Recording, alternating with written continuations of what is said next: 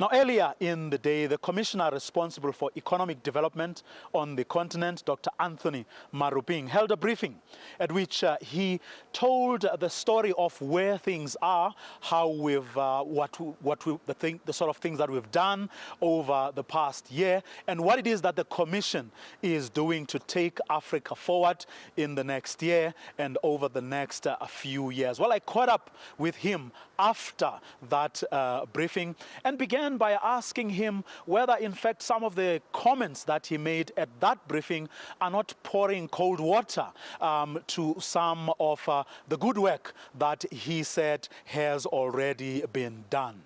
It's not permanent. It's a temporary setback because of that fall in commodities prices and demand for Africa's exports. There has always been ups and downs like that. But that's precisely the point. We have to move our economies from dependence on commodities, because there has always been commodities boom and bust. When commodities are good, our economies do well, and when commodities prices go down, they also bust.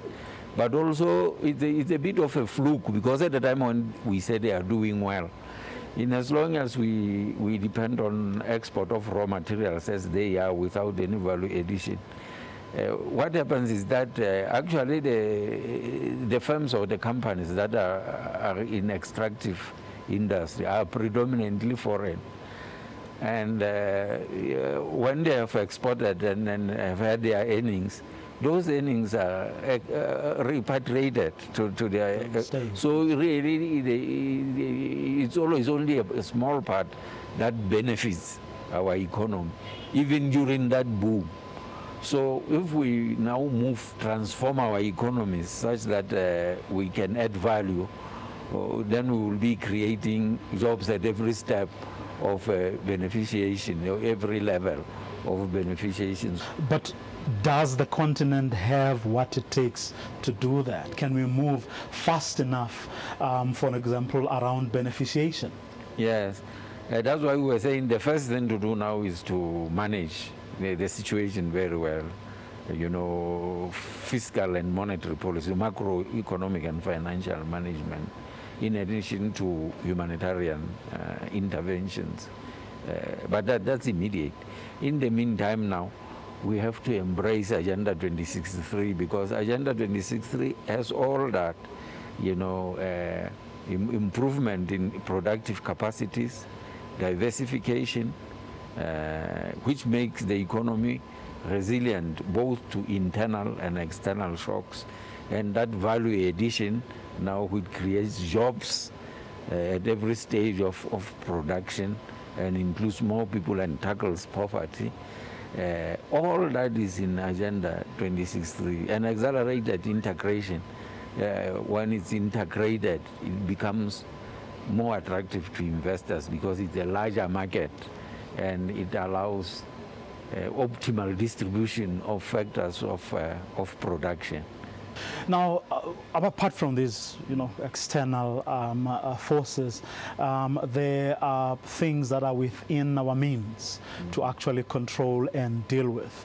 The gun is not silent yet, you know, in places like Somalia, in places like South Sudan, in places like Burundi, in places like Libya. How do we deal with those situations and give them the urgency that they deserve? Peace and security is totally devoted to this, to make sure that we do move towards silencing the guns.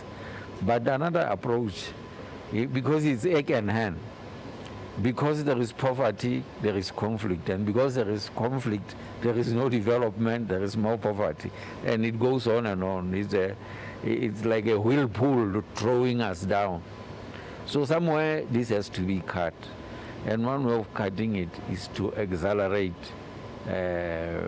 development. That is why there is what is called the Great Lakes Region Initiative, which includes 13 countries around the Great Lakes of Africa, well, plus South Africa, because of primarily the Great Inga Dam. They will be buying power from there. There is also Horn of Africa initiative, and there is Sahel initiative, and there is now in the offing Chad Basin initiative. All this initiative is to try to break that egg and hen situation of poverty, conflict, more poverty. Now, from comments made by some of the heads of state, among them President Jacob Zuma, as he was returning from Davos, the heads of state that are going to meet here over the next few days need to make integration their priority.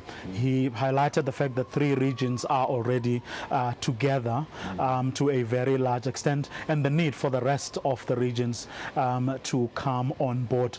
If you were to tell these, if you were to advise these heads of state to look at one matter urgently and resolve it here at this summit, what would that one big issue be? That, to me, one big issue would be embrace and start implementing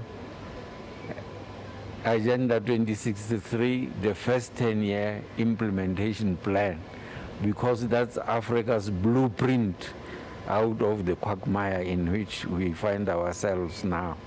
And it includes precisely that, because one of the fast-track projects of the first 10-year plan is a continental free trade area, which is exactly what you have just addressed. There is commodity strategy, which is that beneficiation and value addition and industrialization in Africa. We have transport networks like train network, e-network, energy generation. Some are enablers, some are already, you know, a move on the development front already in themselves. There are many of them, about 12 of them. So if we embrace Agenda 2063 first 10-year implementation plan and the 12 fast-track or flagship projects, we are on our way out of this, and we must be determined. Lastly, and very briefly, Commissioner, looking at just how foreign direct investment has gone down across the continent, do you think Africa has gone out of fashion as an investment destination? You know, what is interesting is that intra-Africa investment, cross-border investment, has gone up tremendously, and it is going up. But can it replace foreign direct investment? Yeah, and that is why we are moving to, we want to, because that came from the investors actually and business people about free movement, because they were saying we want to go across and make deals. Now I have to wait for the visa and all that, and okay, can we move and make deals?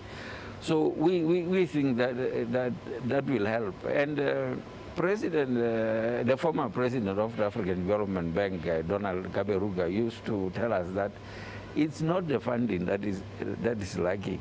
What is lacking is that we don't move our projects to the bankable blueprint level.